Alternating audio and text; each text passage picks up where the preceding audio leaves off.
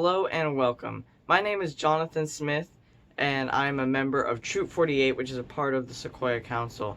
Today I will be teaching you the basics of fire making through the following 4-part course. So let's get started. The first thing we're going to talk about today is fire safety. Now, I'm sure there are plenty of things that come to mind whenever you think about how you could create a safe and reliable fire. But the first thing you ever need to do is make sure you have the proper permits based off of your state and local authorities. You also need to make sure that you have the proper permission by BSA, which comes in the form of a Firem'n Chit. Now, this Firem'n Chit can be awarded to you by your scoutmaster in your local troop when you have completed the proper requirements.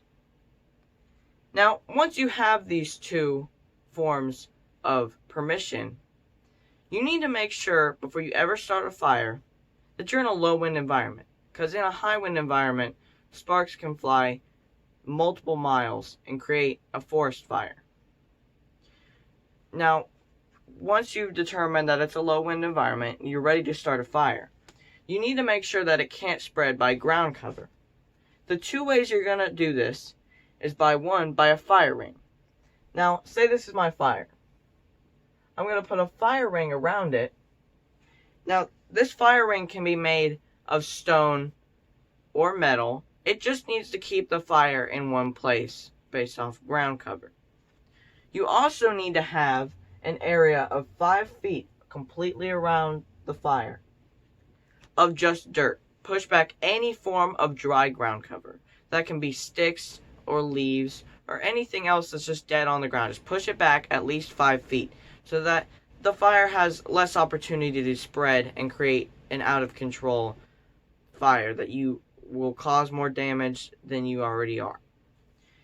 You also need to always have somebody watching a fire.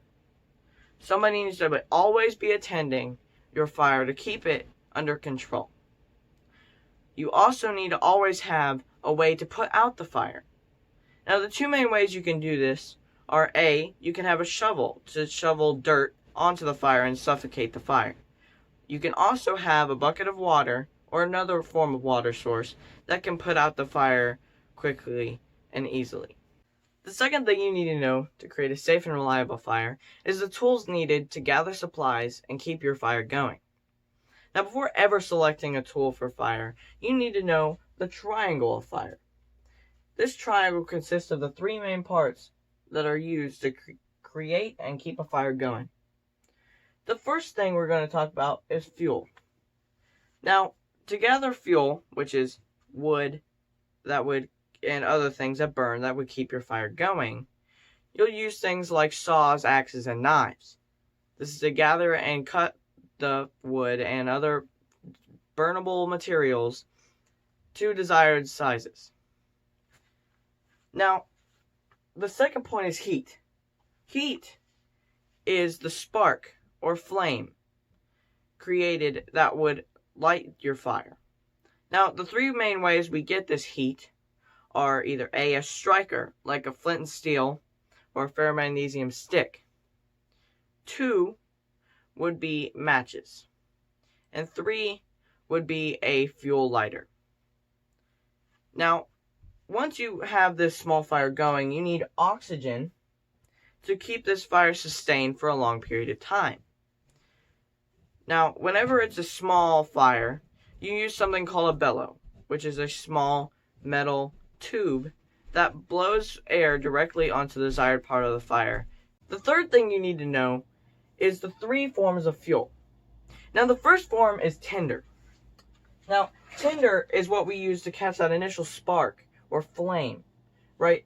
Really great forms of tinder are dry grass, dryer lint, cotton balls, char cloth, paper. You can use like newspaper or any form of paper, pencil shavings, or even like little pieces of wood. These are all really good forms of catching that spark and creating that initial little flame to keep your fire going. Now, the next thing you use is kindling. Now, kindling is slightly, medium-sized piece of wood that you'll put onto your tinder, and it just builds your fire into like a nice little fire, and it'll keep growing you'll keep adding wood until eventually it gets so big that you need to put some larger pieces of wood. And that's what when we use fuel. Now, fuel can normally be about similar to this or smaller, you know, and it keeps your fire going for long periods of time. Now, if you use the 3 forms of fuel, from tinder to fuel, you will have a great, sustainable, safe fire.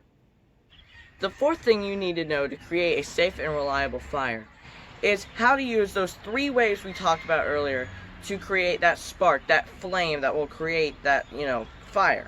So basically, as our tinder today to catch a spark, we're going to use cotton balls.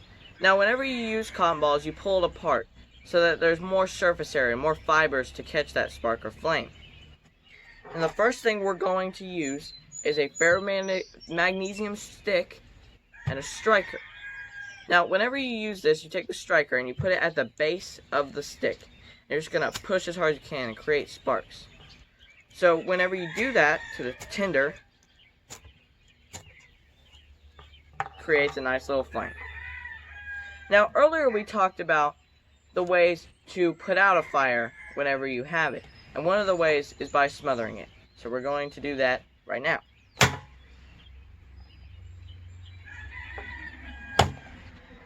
Now, the second way we are going to start our fire is by matches.